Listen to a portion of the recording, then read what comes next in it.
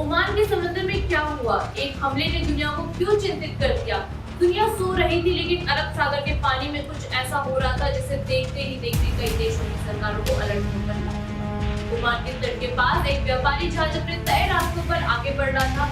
जहाज पर मौजूद चालक दल को शायद अंदाजा भी नहीं था कि अगले कुछ मिनट उनकी जिंदगी बदल सकती है। फिर अचानक एक हमला, अफरा तफरी, संचार में बाधा और देखते ही देखते यह घटना अंतर्राष्ट्रीय सुर्खियों में आ गई। दोस्तों, आज की यह कहानी सिर्फ एक जहाज पर हुए हमले की नहीं है। यह कहानी है समुद्री सुरक्षा की, वैश्विक व्यापार की और उन हजारों भारतीय नाविकों की जो हर दिन समुद्र के रास्ते दुनिया की अर्थव्यवस्था को चलाने में योगदान देते हैं। घटना सामने आने के बाद भारत सरकार ने तुरंत सक्रियता दिखाई। विदेश मंत्रालय ने अमेरिकी राजनयिक को तलब किया और भारतीय नागरिकों को सुरक्षा को लेकर अपनी चिंता दर्ज कराई। भारत का संदेश साफ था, भारतीय नागरिक कहीं भी हो, उनकी सुरक्षा सर्वोच्च प्राथमिकता है। लेकिन अब बात सिर्फ भारत तक सीमित नहीं रह गई। दुनिया का लगभग एक बड़ा हिस्सा समुद्री व्यापार पर निर्भर करता है। तेल, गैस, खाद्यान्न, मशीनें और रोजमर्रा के हजारों उत्पाद समुद्र के रास्ते एक देश से दूसरे देश तक पहुंचते हैं। और जिस क्षेत्र में यह घटना हुई वह दुनिया का सबसे महत्वपूर्ण समुद्री मार्ग में से एक माना जाता है। यही वजह है कि इस एक घटना ने कई नए सवाल खड़े कर दिए। क्या समुद्री व्यापार अब पहले जितना सुरक्षित नहीं रहा? क्या खाड़ी क्षेत्र में बढ़ता तनाव वैश्विक सप्लाई चेन को प्रभावित कर सकता है?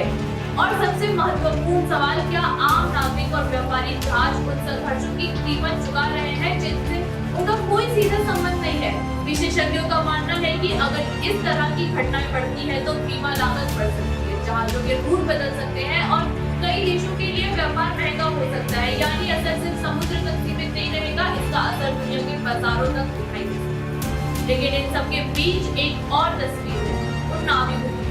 वे लोग जो महीनों तक अपने परिवार से दूर होते, जो त्योहार पर अपने घर नहीं पहुंच पाते थे, जो समुद्र के बीच रहकर दुनिया की जरूरतों को पूरा करते थे।